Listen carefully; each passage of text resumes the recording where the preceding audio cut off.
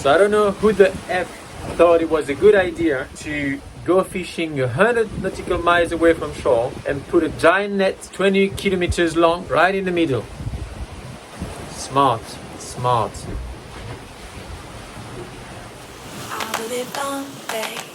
I'll live long day. I'll be moving along, singing my song, running around, ain't nothing wrong. I'll live long day. I said I'll live long day. In the last episode, we finally reached the top of Australia in Thursday Island, known as Australia's most northern port. After finalising our clearance papers at the custom office and making sure everything is safely stored on board, we are ready to depart in direction of Tual, Indonesia. According to the forecast, we should have a consistent 15 to 20 knots downwind all along, most likely over 20 knots on the second half of this 5 days crossing. We are talking over 725 nautical miles. Technically, the real distance is around 660 nautical miles, but that would mean going straight into Indonesian water, which are well renowned to be filled with fishing boats and fishing nets. So we are taking the slower approach of staying in Australian waters for as long as possible, hence the distance. It is happening. We are, not coastal, offshore. It's quite rare we have to put an AIS offshore, so I'm not used to it. The AIS, or Automated Identification System, is a safety tool available to mariners. It uses the VHF band to broadcast information about the boat, the most important being its identity and real-time position, course and speed. This makes it possible to predict potential collisions. For the device to send the correct information, we must select the correct mode of use between anchored, coastal sailing, or, in this case, offshore sailing. It's happening. I'm a bit stressed, to be honest. I don't like passages at all, so I don't want to do it. I wish we could just do, and we would be in Indo. Shall we try? Go for it. We're in Indo. That was a quick trip. That's a nice way to travel, isn't it?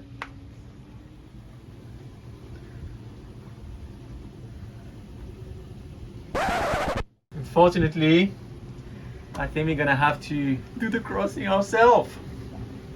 I think it's gonna take us 5 days. I mean, I hope it's not gonna take more.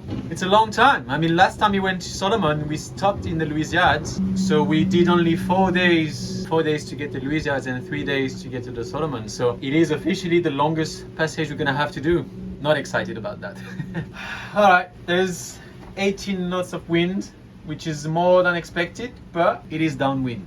So let's go. Stars up above me, stars in my eyes. This is such a weird feeling. We should have been doing this crossing a year ago. So yeah, it's long overdue, but to be honest, we really enjoyed our time in Australia anyways. It is a weird feeling because it's exciting and scary at the same time. Like, passage is never pleasant, you know, that feeling of being so far away from anything, kind of alone. I mean, we won't be alone, but kind of. And it's exciting because I can't wait to be in Indonesia, finally discover a new country, new culture, new diving sites.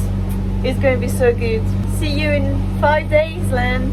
We are not alone. This guy is coming to Indo, and also might be far to see, but this guy and that guy. Starting to rise. I'm my own captain, hanging on tight tonight. I say goodbye to Australia. Bye, Australia. We'll be back. And see you soon. Yeah, I will be back. We will be back. The wind angle coming from the back could mean that we can put on the spinnaker, but the force is too strong, so it's going to be head sail only for this passage.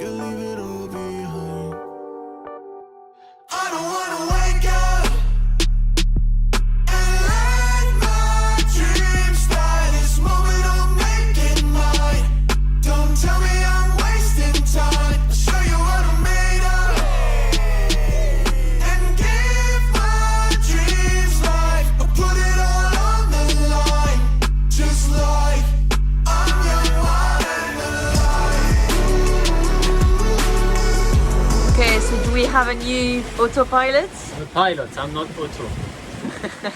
I think I can do better than the autopilot. I was tired of seeing the track going that side. So decided, go a little bit, I'm gonna steer by hand. Yeah, I don't know, it's a beautiful evening. Sun is coming down, it's just beautiful. I'm enjoying the moment.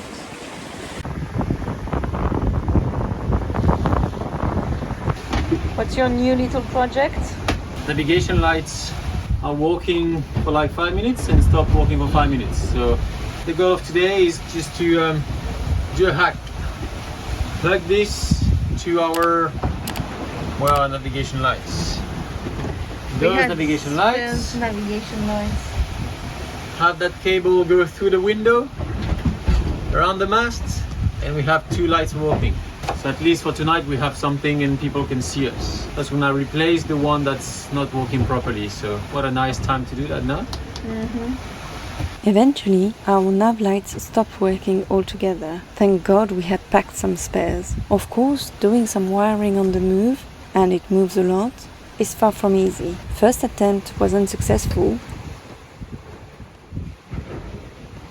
but after fiddling around with it a bit more... Okay, attempt number 2. Put it on. Whoa! I think it's working. Sorry for party rocking. Alright, let's just put it out there. Obviously, no way we can attach them outside in the middle of the night in some pretty way, so gaff tape it is. We will of course keep quiet the fact that this little mission got me seasick. At least the fisher on the boat will have dinner. I think that's working. So we are a Christmas tree now. Later on that night, we noticed the weird lights around us in the sky. Could that be a drone? If it is, much more discreet than the plane flying over us when we crossed to the Solomon.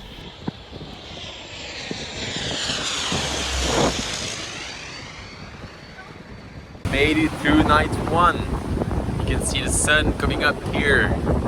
It was a tough one. It was like 20 to 25 knots of wind. It was more than expected, but it was downwind all along, so that was fine. Now the wind is shifting a little bit, so it's getting on our beam a little bit, so it's moving. We're making progress. We made a little bit over 100 nautical miles, so yeah, getting there.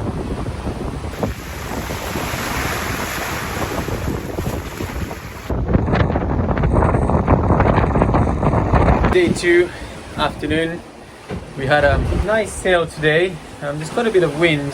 We had up to 32 knots. It's not super calm, but it's downwind at least. Yeah, it's not the calmest passage we've had, but at least we're moving in the right direction. We had some rain, quite an eventful day. I don't know, not much happened. The only thing is Cecile is a bit sick. How are you doing? Not feeling very well. Nope. Trying to eat little by little to keep down food, but yeah, I'm not feeling well at all.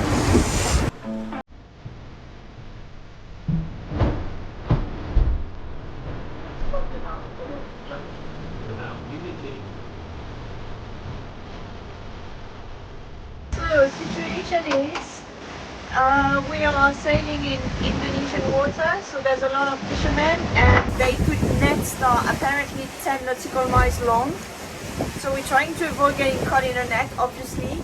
There's 2 boats in front of us and they are starting to see a lot of markers on the AIS for those nets.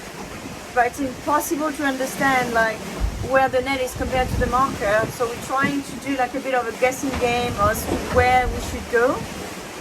So all 3 boats made the same decision to go south of the most southern AIS marker that we see. But as we get closer, we might see other markers, so we don't know if it's the right decision, but I mean, we are all going there.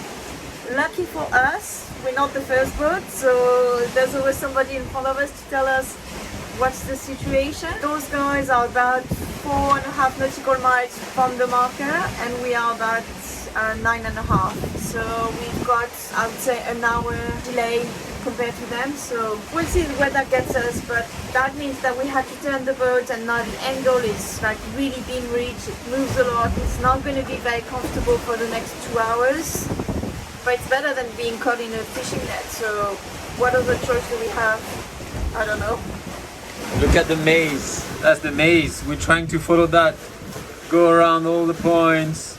To explain this a bit better, the boat in front of us is giving us the coordinates of the buoys to avoid before we can even see them on the AIS. So we are marking this up on our chart plotter. A few moments later. So apparently that buoy is the last one. So I think if we go south then we're gonna be fine. So our friends are actually at that point, so they're gonna try to go through, and we are only 4 nautical miles away. We put one engine because now the wind is getting a closed hole.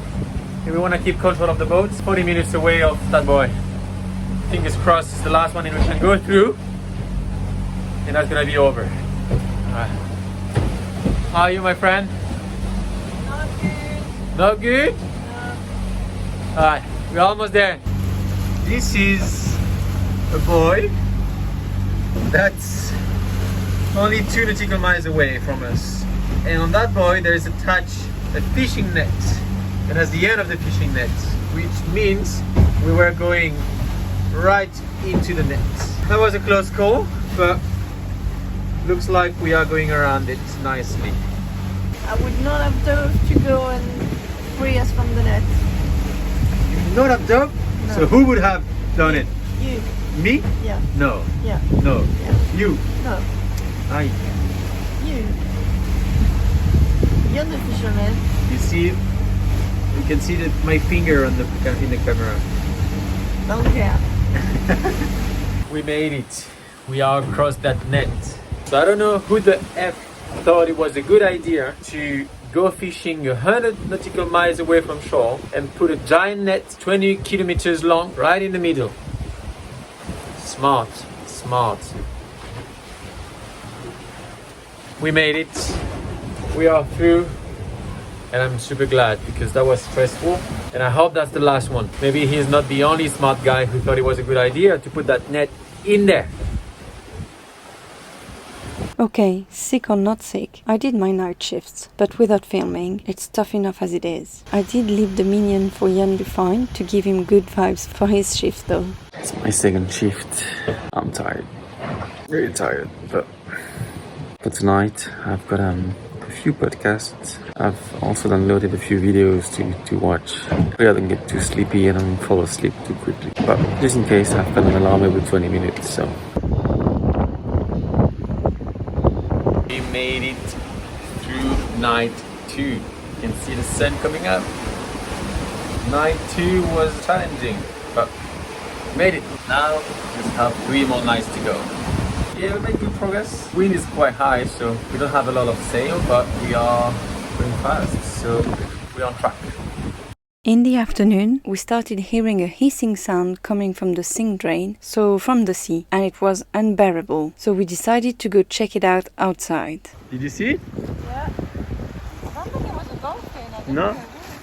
We think these are false killer whales, recognizable by the shape of their skull and their lengths that can reach the 6 meters mark. They are known to behave like smaller dolphins, and they are very playful and sociable, so no danger for us. That's the noise we're hearing. Wow!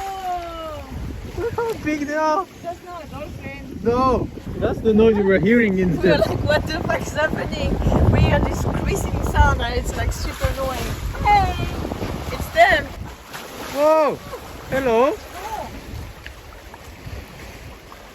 They're gonna bump in the hull. Hey! Take it easy! Hi guys, this is night 3. It's 4 in the morning, so almost the end of night 3. The good news is only 2 more nights after this. That's such a relieving news because nights are getting harder and harder, I would have to say. The fatigue has set in. It's hard to stay awake during your shift, so just relying on alarms after alarms after alarms just to make sure that you still wake up every 20 minutes to go and look out for any potential lights or any potential dangers. Here on this passage there's quite a lot because lots of fishermen, lots of nets. It's a bit nerve-wracking, I would say. 2 more nights after that, 2.5 days. It's hard, but we're doing it.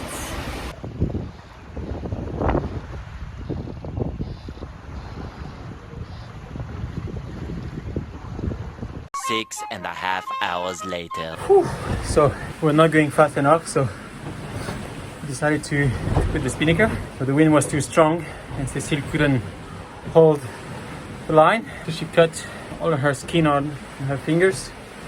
She's not feeling great. I managed to put it down because we went up to 16.5 knot speed, which is not good. So, and we all sorted.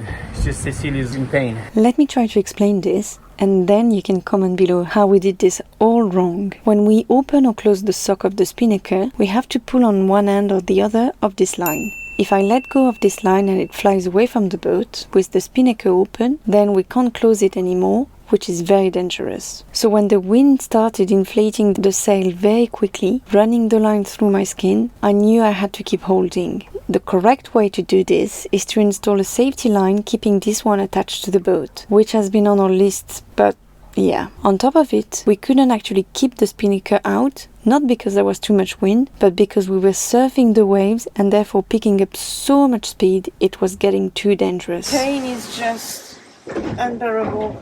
Like my entire hand is burning. I don't know why. Really hope it's gonna pass, the pain, because the rest is like superficial. I mean, it looks superficial at least, but just the pain, like it's giving me hot flashes and I don't know. Just hope it's gonna go away quickly. It's difficult with the movement.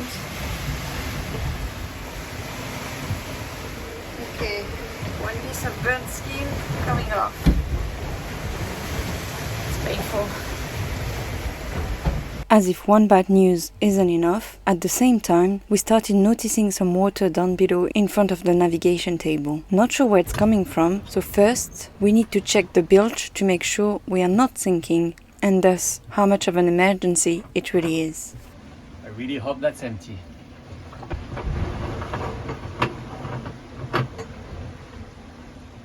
Thankfully, nothing in there, so I guess that leak can wait until we arrive. Okay, maybe not as impressive on camera, but these are some big ass waves. They're probably about 3 meters, I would say. Yeah. So yeah, good Look at thing this that they one. are behind us. You have the wave behind, you don't see behind it.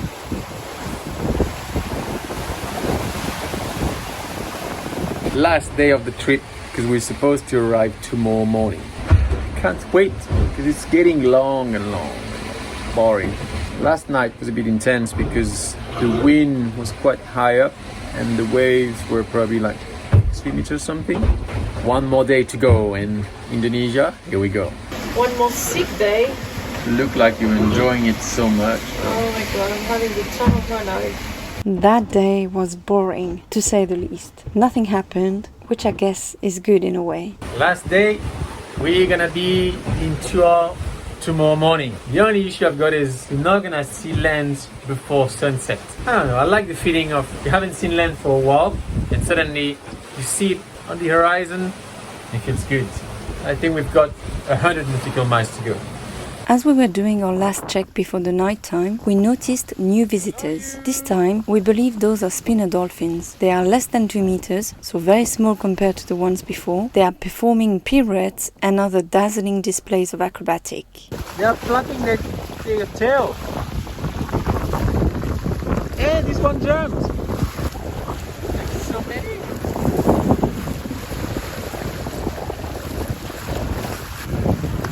Hey. Flapper. Oh. I don't know. Oh! He's putting on a show.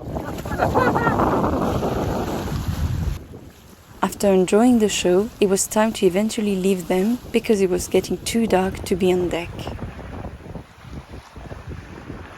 Why am I seeing a happy face? Because we're in Indonesia. Yeah. I can see land all around. Can you? There's lights everywhere because all of these islands are inhabited. And yeah, I'm so excited. It's a shame because it's so dark we can't actually show it on camera, but you know that feeling when you see land. You haven't seen land for like 4 days or 5 days in our case, and finally it's there. There's light. You can imagine people running around. such a good feeling. So yeah, we are in Indonesia. And now we just need to not go too fast so that we don't arrive in the anchorage by night. Last night is over. The sun is coming up. Woo! What does that mean? That means no more nights for us. No more nights? No more nights. Let me show you land. So glad we chose not to arrive by night, because let me show you what there is.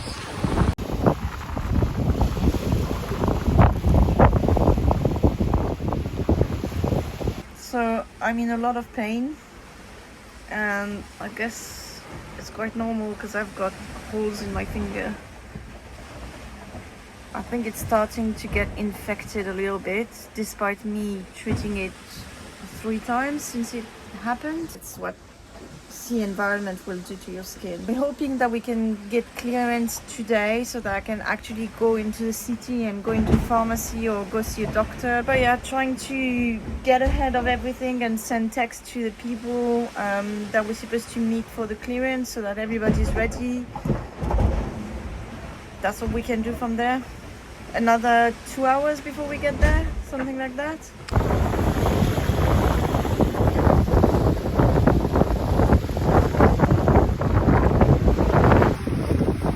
So who said fish can't fly? Look at this. It's a podium. This guy got first, and this guy is second. Put this one and go to the You're the winner. This is it. After a total of 5 days at sea, 1 set of new navigation lights, 2 vomits overboard, 1 close call with a fishing net, a spinnaker injury, and a visit from 2 species of dolphins, we made it. We can finally call Indonesia home for the next foreseeable future. I don't wanna wake up and let my dreams die. This moment I'll make it mine. Don't tell me I'm wasting time. I'll show you what I'm made of and give my dreams life. I'll put it all on the line, just like I'm your one and alive.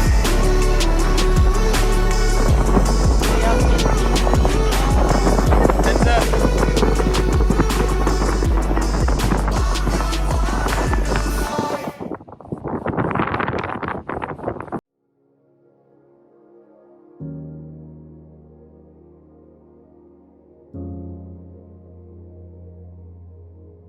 In a world filled with challenges and uncertainties, we all have a dream that shines brighter than the rest. For us, it's the dream of sailing the crystal waters of Raja Ampat in Indonesia, a paradise beyond compare. We embarked on this journey, leaving behind the safe and familiar, embracing the unknown. We faced storms, both within and outside, but never stopped believing. Through the darkest days of the pandemic, or when we learned to navigate this new lifestyle we were unprepared for, when doubt whispered in our ears, we pushed forward, our sails filled with determination. Because in the face of adversity, dreams are not meant to be surrendered, they are meant to be achieved. In Raja Ampat, we will find not just paradise, but the strength to overcome, the belief to endure, and the courage to sail on, no matter the odds. This is our story, which I hope you will see as a testament to the power of dreams and the unyielding spirit of those who refuse to give up. Keep believing, keep sailing, and let your dreams carry you on to your own paradise.